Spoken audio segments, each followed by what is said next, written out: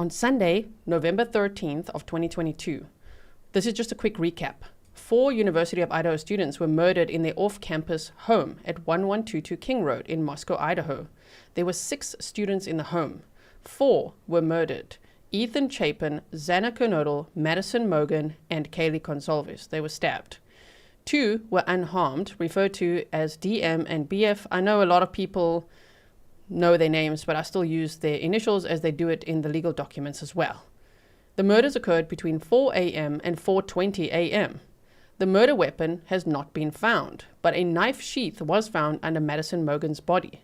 A suspect, Bryan Kohberger, 28 years old at the time, was arrested on December 30th of 2022 in Pennsylvania.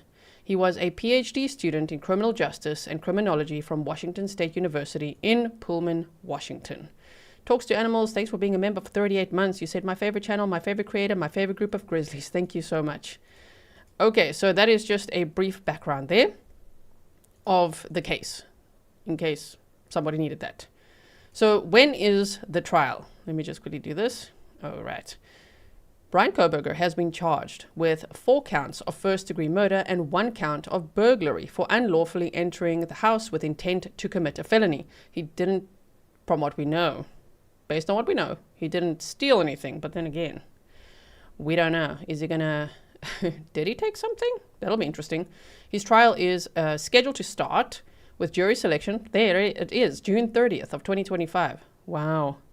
And opening statements are scheduled to start on August 11th of 2025 in Ada County, Idaho. It is set to last until November 7th of 2025. This includes the penalty phase of the trial because he faces the death penalty, of course. We've actually watched trials like that together, like the Sean Finnegan trial, Burgos Aviles, where there's 2 phases, the guilt or innocence phase and then the penalty phase, right? Victoria, thank you so much. The final pre-trial conference is set. That's the next court date. I guess the most important one for next is May 15th of 2025. A hearing remains scheduled for November 7th. Sorry, that was a typo, of 2025 for argument on motions challenging the death penalty. And the judge is Stephen Hippler, and he does not play around. Like, Stephen Hippler is just, he's sticking to the timeline, to the schedule, to everything, right? How do I say your name? Monchichi says, justice for these young adults, such a tragedy. So terrible. Quadruple homicide. So brutal, right? Okay, so here's the summary of the latest rulings instead of going through 20 million documents. I hope that you like it. So firstly, the latest rulings, when I say rulings, I mean, what has the judge now decided? Because we've gone over documents from the state's motions, the defense's motions, and now we want to know, well, what has the judge decided? Okay? Number 1, Bushy eyebrows testimony is allowed. DM, this is one of the survivors or the unharmed roommates, may testify about the bushy brow she saw. Judge Stephen Hippler ruled this testimony is highly relevant, rejecting defense arguments that it's unreliable due to the witness's possible tiredness or alcohol consumption. Death penalty remains an option. Judge Hippler denied the defense's motion to remove the death penalty despite Kohberger's Autism Spectrum Disorder diagnosis. So, yeah, the death penalty remains an option. They're allowed to say bushy brows. Autism Spectrum Disorder evidence is restricted. Not Hippler, Judge Hippler. I was going to write the judge and then I wrote Hippler. Hippler restricted the defense from using Kohberger's ASD diagnosis to explain his courtroom demeanor, his flat affect or piercing stare, unless he testifies. He also denied the defense's motion to strike the death penalty based on ASD. Text and redacted 911 call evidence has been allowed in by the judge. He cites their relevance. A transcript of the 911 call can be used as a demonstrative aid for the jurors. Now, I just want to say that today is a very talky episode. I don't have videos or something to show you. We're just going to talk through the bullet points. We're pretty much going to do it you're going to spend 90% less time going through the information because I've bullet pointed everything for you. So it's a summary of thousands of pages of things, put in bullet points for you so that you just walk away knowing exactly what these rulings are and where we stand right now. Okay, so these are some of the latest rulings. The text and redacted, that's important as well, because obviously the public has heard the redacted 911 call. We've also seen the transcripts of that as well. So the judge is allowing it in, right? And the transcript will be provided as a demonstrative aid for the jurors. Now I put little visual icons there for you. So in case you want to remember it by that, let me move myself over. All right, so the Amazon evidence, the purchase of the K-bar knife, the sheath, and the sharpener, March 2022, and Amazon account activity evidence will be allowed in the trial. I mean, the defense had big arguments about that, of why it shouldn't be allowed in. The judge has denied their motion, saying it will be allowed in. The vehicle surveillance evidence, Judge Hippler allowed prosecutors to refer, he's going to allow prosecutors to refer to cars in the surveillance videos from the night of the murders as matching Kohberger's white Hyundai Elantra. Expert witness testimony. Hippler rejected the defense's attempt to limit testimony from the prosecution's 25 expert witnesses, including 3 law enforcement officers with digital forensics expertise. And then terminology restrictions, I'm sure you've heard about some of this as well, where the judge has barred the use of terms like psychopath and sociopath during the trial, but he will allow the terms murder, murderer, and subject vehicle for Kohberger's car. DNA experts cannot use touch DNA, contact DNA, or trace DNA, and if they do, obviously, there's some clauses there where they have to be very careful with how they're going to phrase that. Now, this one has got everybody talking, of course, on social media. I'm sure you guys have heard about this, perhaps elsewhere. DM thought that Xana was asleep. So at approximately, this is based on a document I'm going to show you, just 3 pages from that document. So that's the only document we're actually going to look at today beyond the summary. Alicia, thank you so much. Stefan says 25 expert witnesses. Yes, and we're going to go over some of the names of that as well. We're also going to go over Bryan Kohberger's IQ and psychological evaluation, what they can share publicly, which is public record, okay? So at approximately 2 a.m., that would be on the night of the murders, November 13th of 2022, DM, BF, Madison Mogen, and Kaylee Goncalves met up in Kaylee's room, and they talked for a while before going to bed. Xana wasn't home yet. At 2:10 a.m., DM texted an Uber driver to see if he was driving because the roommates were debating going to a food truck for a late night snack. They then decided to just go to bed. So I know that some people will say, well, why would they be debating if they're going to go to a food truck or not? Because Kaylee and Madison were just there. Well, maybe that's why. Maybe DM and BF were like, ooh, that sounds so nice. We also want to go to the food truck. Right, so DM saw a masked intruder around 4 a.m. to 4:20 a.m. on November 13th of 2022 and texted or called roommates with only BF responding. And then the document says she noticed Xana lying on the floor of her bedroom when she ran to BF's room. They exchanged texts between 4:22 and 4:26 a.m. about the intruder, that's DM and BF, and at 11:56 a.m. BF made a 911 call after finding Xana Kernodle unresponsive, involving DM, HJ, and an unidentified female speaker. So, that is quite interesting. She thought that Xana was asleep on the floor, drunk, something like that. She didn't think that she had been stabbed to death. So she saw like her feet and she saw her lying on the floor. But sure, in hindsight, that must be quite shocking, right? Indy, thank you so much. So now let me just quickly show you this one document here. All right. Just so that you can see this with your own eyes. So this is actually from something called Order on States Motions in Limine regarding text messages and 911 call. This document's 25 pages, but we're going to focus just on these 3 very quickly because this is where the bullet points come from. Okay, so the facts. After spending the evening out, roommates DM, BF, and Kaylee Goncalves and Madison Mogen returned to their home at 1122 King Road in the early morning hours of November 13th of 2022. At approximately 2 a.m., they met up in Kaylee's bedroom and talked for a while before going to bed. The 5th roommate, Xana Kernodle, who was out with her boyfriend Ethan Chapin, was not home yet. The roommates debated going out to a food truck for a late-night snack, prompting DM to send a text at 2:10 a.m. to an Uber driver that she knew to see if he was driving. Ultimately, however, the girls decided to just go to bed. At approximately 4 a.m., DM heard strange noises and crying coming from the bathroom.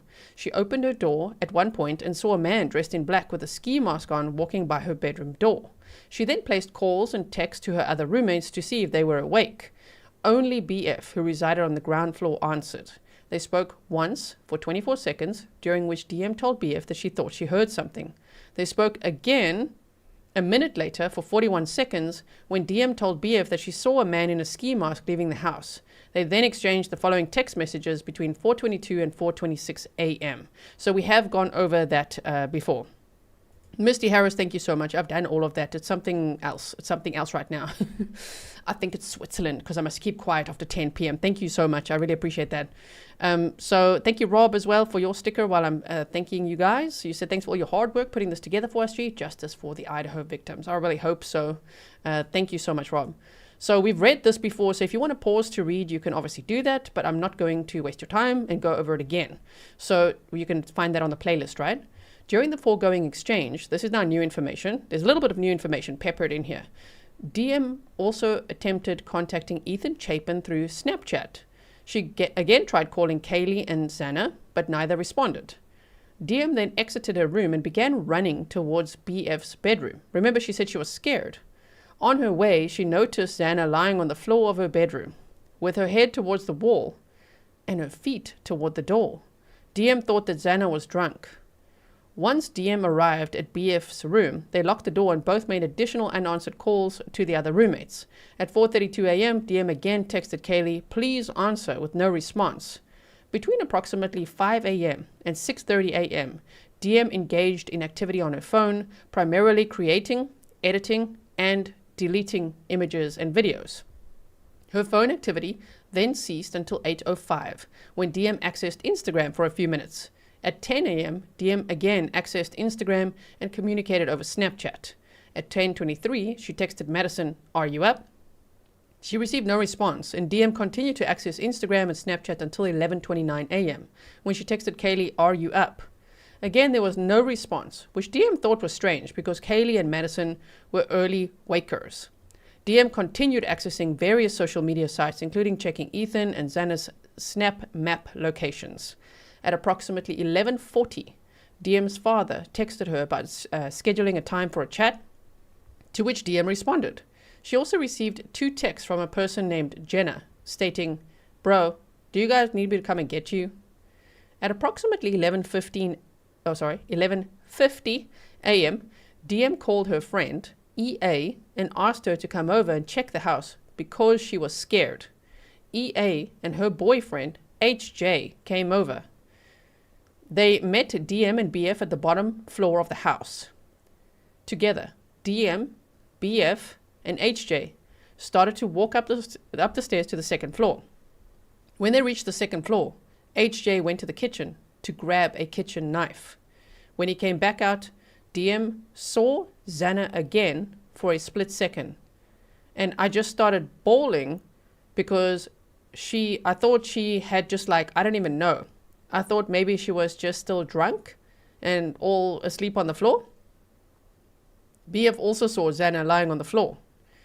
HJ told DM and BF to get out, and we heard that on the 911 call. I didn't play it on my channel, but it's out there. It's public record if you want to hear the 911 call elsewhere. It's just a whole lot of distressed college kids, right? So they said, but we heard the get out, right? EA, who had started up the stairs, also turned around after HJ instructed her not to come any further. They both went outside. Shortly afterwards, HJ exited the house and told them to call 911. He was pale white and mentioned something about someone being unconscious. At 11:56 a.m., BF called 911 from his cell phone and spoke to Carolina Calvin, the 911 dispatcher. The call lasted 4 minutes and 11 seconds. During the call, the phone was passed around to different individuals, including BF, DM, HJ, and an unidentified female speaker. So the rest we've gone over. That was just some information that I did want to show you, okay? So let me just quickly make sure. Okay, there we go. Thank you so much, PTA girl from South Africa. Nice. Okay, so we've looked over the rest of that before. So I just wanted to share that with you just so that you have the full context of this bullet point of DM noticing Xana lying on the floor of her bedroom when she ran to BF's room. So everybody is entitled to their opinions. Make of that what you will. Today I'm not sharing my opinions. I'm just sharing bullet points. So 911 call evidence. What portions will be excluded? That's what I wanted to know. I'm like, okay, so the judge has ruled that some can be allowed and some not, and let's hope that this summary helps you, because I was like, what? So, unidentified female speaker. One of the roommates is passed out and she was drunk last night and she's not waking up. This is excluded as hearsay because the speaker didn't personally see Xana unresponsive and was relaying secondhand information, not qualifying as a present sense impression. Unidentified female speaker. Oh, and they saw some man in their house last night. Yeah. This is excluded because it refers to an event, DM seeing the intruder 8 hours earlier, lacking contemporaneity for present sense impression, and the speaker's calm voice doesn't support an excited utterance exception. We've gone over all those documents before as well, right? All the excited utterances and all of that. Okay, so then they said lacking that for present sense and the speaker's calm voice. Yeah, okay, so DM's statement.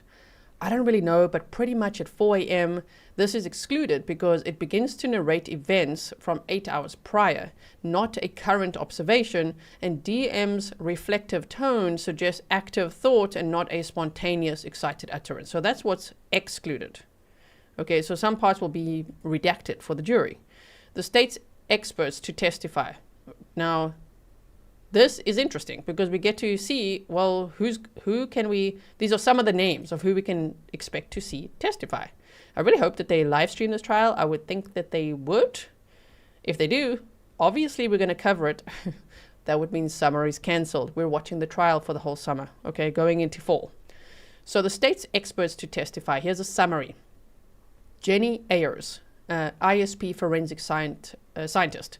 She will testify on crime scene processing, for example, collecting DNA and fingerprints, and her work at Kohberger's apartment and office. Her rebuttal covers 1122 King Road processing. The defense wanted her limited to lab report number 5, which is all cited in the documents, right? But the judge ruled that she's a hybrid fact or expert witness, and her disclosures adequately cover factual testimony, not requiring specific opinions. Then, not that Mickey says, thanks Grizzly for all that you do. Thanks mods and fellow Grizzlies. Thank you so much for supporting me for 21 months. That's amazing. All right, so then Special Agent Nicholas Balance, FBI, analyzes AT&T cell phone records for Kohberger and victims, mapping locations from June to November of 2022. There's a 30-page cast report. I'm looking forward to that presentation at the trial.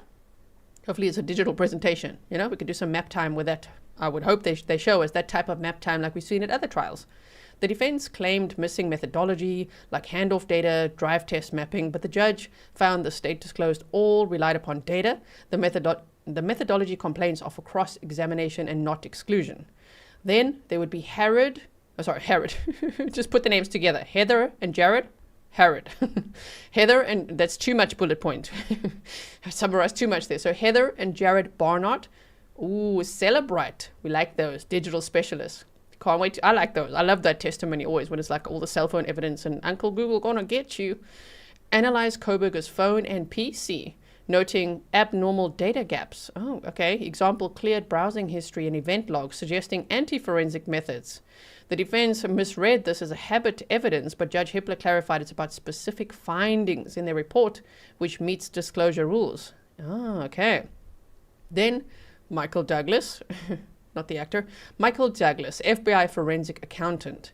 Now, he will testify on financial transactions of Kohberger, the victims, and roommates, noting that Kohberger shifted to ATM withdrawals post-homicide. The defense argued no opinions were disclosed, but the judge ruled that Douglas is a fact witness, not offering opinions, so no exclusion is needed. Relevance concerns were noted, but not raised by the defense.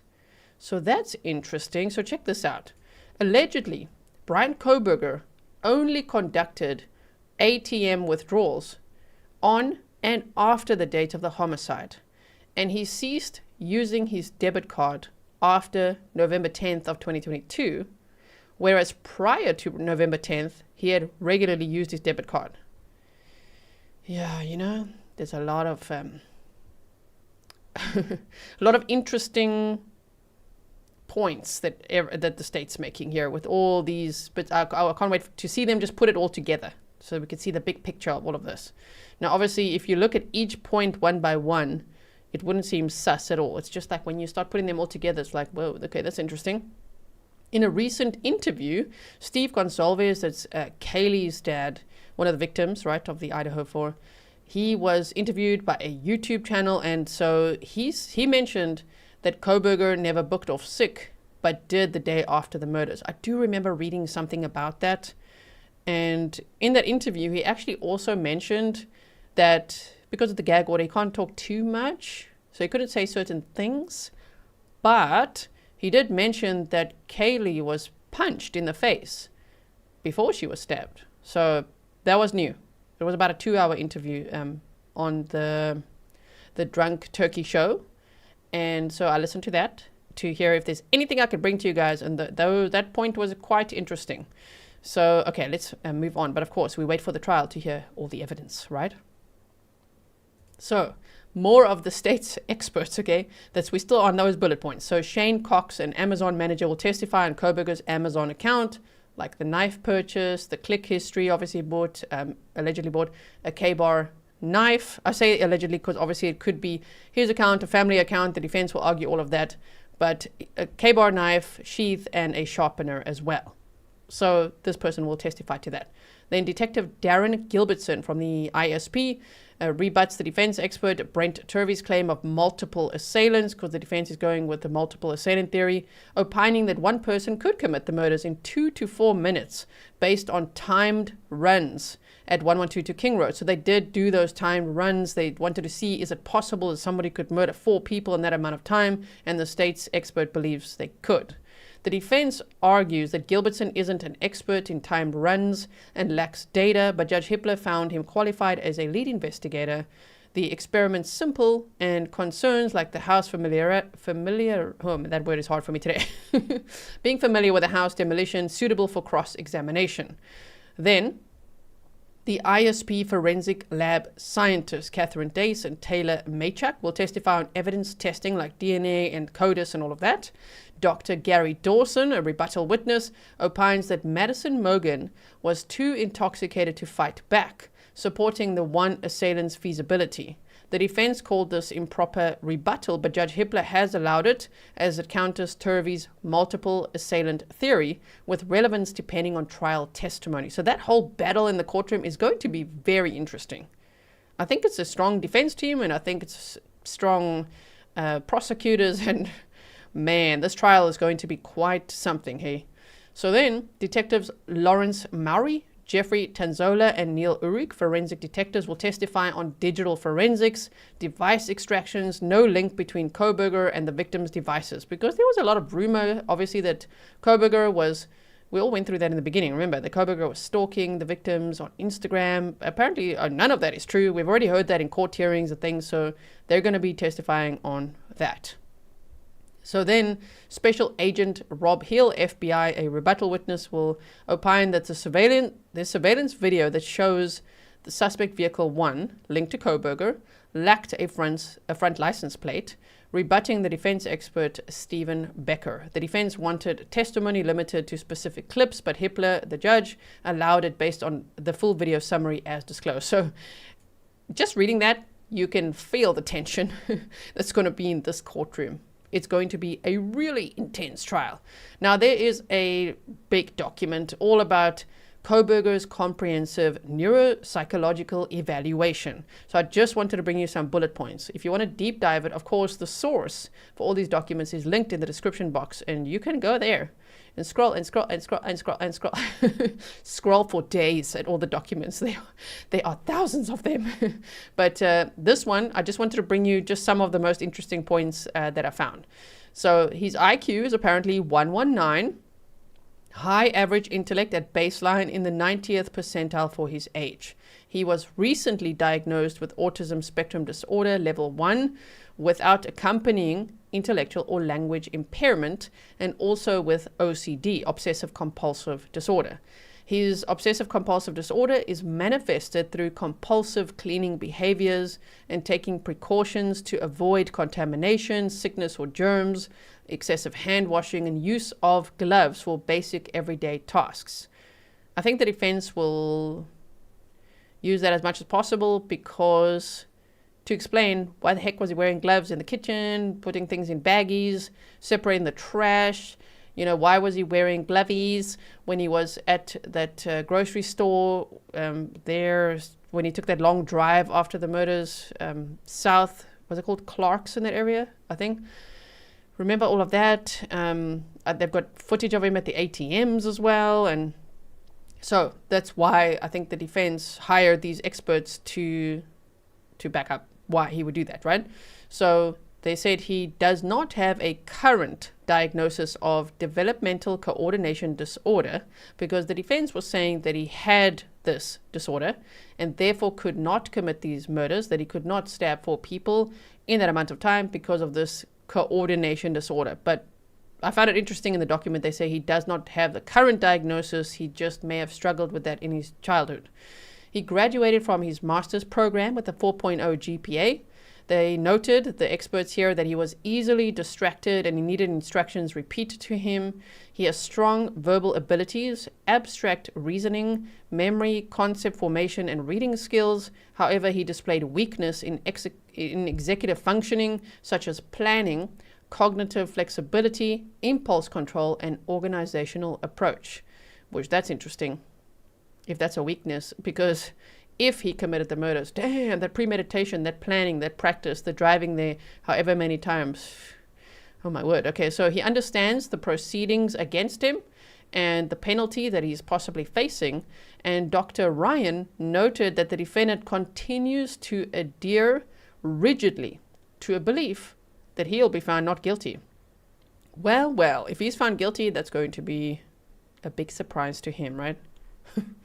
So that sentence, continues to adhere rigidly to a belief that he will be found not guilty. I mean, it makes sense. It matches just the behavior we've seen in the courtroom because he's very calm. He's taking it in his stride and he's got all the patience in the world, right? From what we can see, he's like, it's fine. It's no rush. I could sit here for 5 years. Like, oh my word, okay. Oh, the Bushy brows testimony. My word. At one point, about, I don't know, 10 days ago, this was like the news. And I'm like, really? Must I report on the bushy brows? They're allowed to say bushy brows? Well, here we are talking about the bushy brows. Judge Hippler rejected the defense's claim that DM is incompetent or lacks personal knowledge under Idaho rules of evidence. There's all of those codes. Her consistent accounts across 5 interviews and grand jury testimony demonstrate reliability despite her tiredness or possible intoxication. The Mason-Biggers test doesn't apply as there was no police-led identification. The bushy brows or bushy eyebrows testimony is admissible under IRE 403 as its probative value outweighs any risk of unfair prejudice. DM's account is critical as the only eyewitness description, and it's not likely to mislead jurors into convicting Kohberger solely based on his eyebrows. The defense can challenge her memory through cross-examination. It'll be quite interesting if the defense suggests that he plucks his eyebrows a bit before the trial. If they stream this trial and we're watching, oh, I want to zoom into the brows. Are they going to trim his brows a little bit? That'll be an interesting defense strategy, right? Thank you so much, Thork. I really appreciate your sticker there. Okay. So let me just see what you guys are saying here. Yeah, exactly. Wendy, see? You're thinking the same as me. I'm like, yeah, right? So Rexy said, are they going to mention DM's drawings of the bushy eyebrows? That, I don't know if they're going to mention that. I don't know if the defense will bring that up. And maybe cross-examination. So the motion to exclude the bushy eyebrows testimony was denied, meaning DM can testify about this detail at the trial. I mean, I would think because she didn't have many details. So the bushy brows would be interesting. Now let's quickly go over the DNA terminology. And I hope you're not feeling bored, okay? If you are, just know that the documents would have bored you way more and we'd be here for way longer. We've only been here for 34 minutes. I would think we could finish this in less than an hour thousands of pages of documents. Okay, so DNA terminology. Police, just to recap, found a knife sheath at the murder scene with DNA that matches Kohberger. The DNA was a strong sample. There's the units from one person, a male. Riley Nolan, a lab manager at the Idaho State Police, wants to testify that this DNA was probably left by Kohberger directly touching the sheath, not by someone else transferring it like if it got there by accident. Judge Hippler ruled that this expert can testify. She will testify that the DNA on the sheath is more likely from Kohberger touching it directly because it's a strong single-person sample. The judge said that this isn't a guess, it's based on science. Nolan's testimony is okay because it responds to Kohberger's expert, Dr. Ruth Ballard, who says the DNA might have gotten there by someone else carrying it, like skin cells accidentally moved. If Ballard changes her testimony, the judge might limit Nolan's response later. The judge asked both sides to try not to use touch DNA, contact DNA, or trace DNA because they might confuse jurors. For example, touch DNA sounds like Kohberger definitely touched the sheath, but it just means skin cell DNA. Trace DNA sounds like a very tiny amount, but the sheath has a decent amount of DNA. He didn't ban these terms completely because they're common in DNA work, and accidentally using them could cause problems like a mistrial.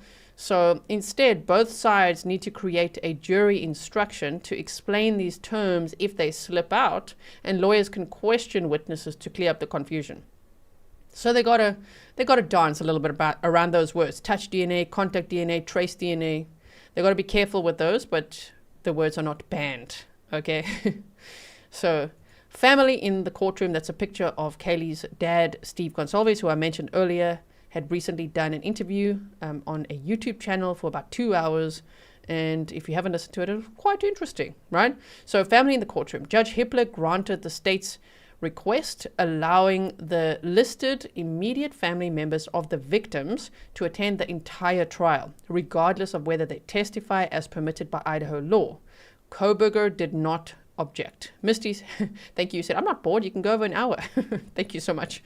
So the judge reserved a decision on whether Kohberger's parents and siblings can attend to balance Kohberger's right to a public trial with the state's concern about the witness testimony. Judge Hippler ordered the prosecution to submit a private ex parte in-camera list by April 25th of 2025, which has already happened, detailing, April 25th? Yeah, that was like up to 2 days ago.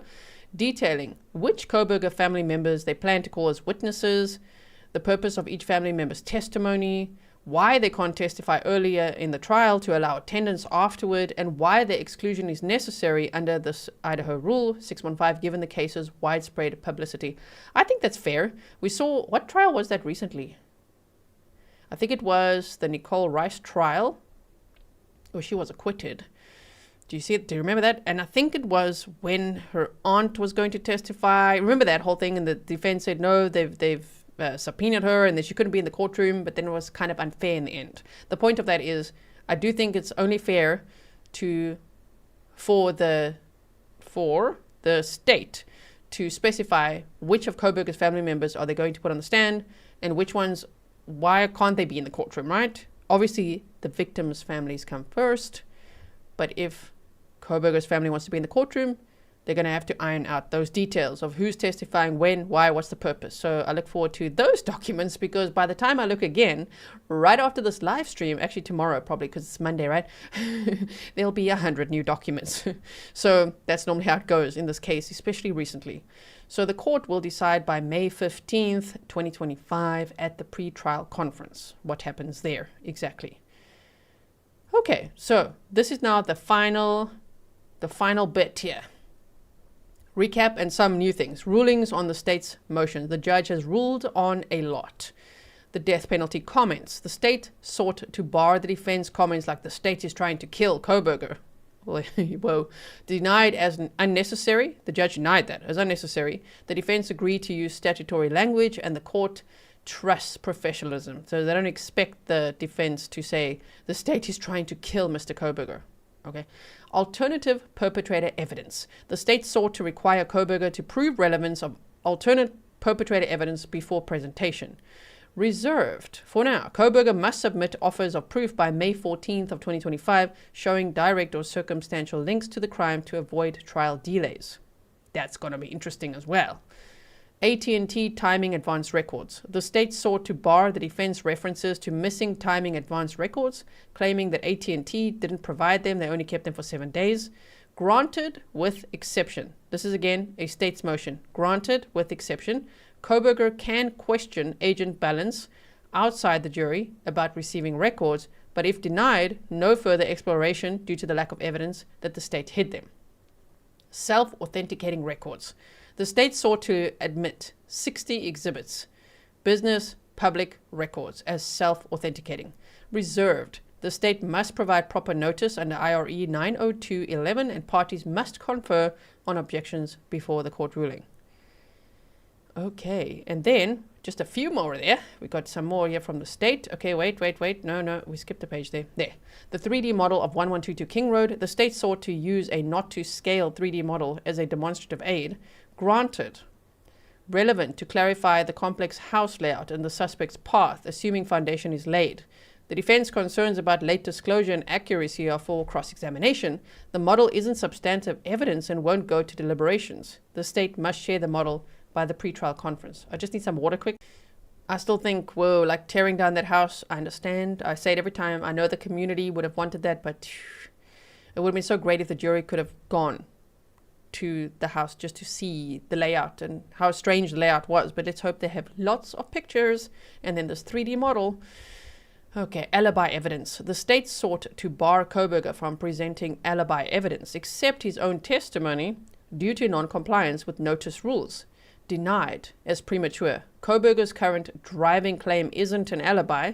No location during 4:07 to 4:20 a.m. crime window. He can submit alibi evidence before the trial with prejudice to the state assessed then. Do you think he will testify or not? I wonder now. I think he will. Do you think he will? I think he might. But then again, you never know. We'll have to wait and see. Prior traffic stop. The state sought to admit an August 21st of 2022 traffic stop to prove Kohberger's identity, vehicle, and Moscow presence. The motion was granted with redactions relevant to link Kohberger to the suspect vehicle and the crime scene. The redacted portion where Kohberger questions the officer's need for his phone number to avoid perceived insolence. A limiting instruction will address prejudice concerns. So at least you know they'll see some, but there'll be parts that are redacted. Okay, you guys say, I'm not sure. I could okay, wait. No way. You guys are saying, no way.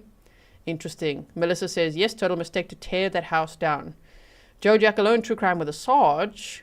That's his channel. True Crime with the Sarge. Retired NYPD detective. Sergeant, actually. Sorry. He also says he's very concerned that they tore down that house as well. If you haven't checked out his channel, check it out. So ruling on the defense's motion. This is our final slide. Inflammatory evidence based on the motion in limine number 1. We went over quite a few of these motions in limine in the past, so this is just now what has been ruled on, right?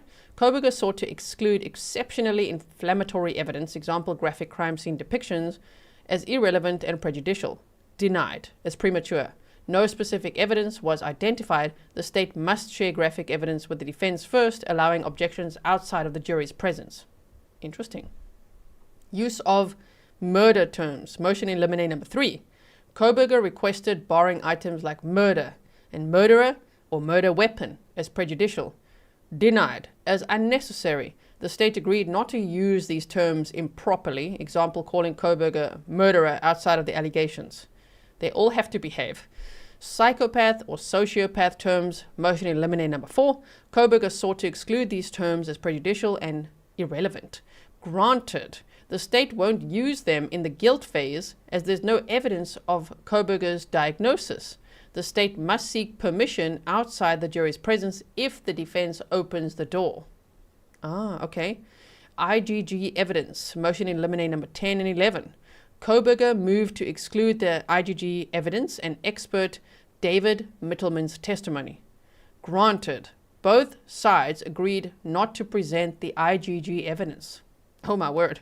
The state will say Kohberger's name came from a tip, with parties to agree on a narrative and jury instruction to avoid speculation. Well, that's going to make some interesting comments in the comments section, is it not?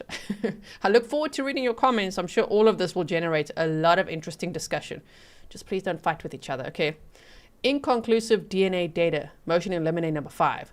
Kohberger moved to limit testimony on inconclusive DNA from Madison Mogen's fingernail clippings, arguing that it implies inclusion. Denied as moot, the state won't use it as an inculpatory evidence, but must notify the court if the plans change. So that, everyone, is a summary of a lot of documents. So Idaho murders victims. That's who it's about. That's what this case is about. It's about them. Ethan Chapin was only 20 years old. Xana Kernodle, also only 20. Madison Mogen, 21, and Kaylee Goncalves, 21. 4 University of Idaho students murdered, brutally murdered in their off-campus home at 1122 King Road, actually Queen Road, but okay, 1122 King Road in Moscow, Idaho. This is such a shocking crime. And if Bryan Kohberger is responsible, oh my word. Like, it's really one of those that just, I don't know, it's truly just, it makes me speechless. It's really so brutal. Thank you so much. Mama Rose said, I appreciate the summary, G. I'm glad you do. So let's see. See? 45 minutes. Oh my word. That just took many hours to prepare, but I'm glad within 45 minutes you have the summary. That was my goal, actually, that you can just walk away knowing what the hell is happening? Because can you imagine? I don't even think my voice would have made it through all the documents. No way. No way. Not even through one of them. Devs in Space said, thanks for boiling it down, Grizzly style, G. Justice for these young people. I really hope so. And I hope the trial won't get delayed too much as well, right?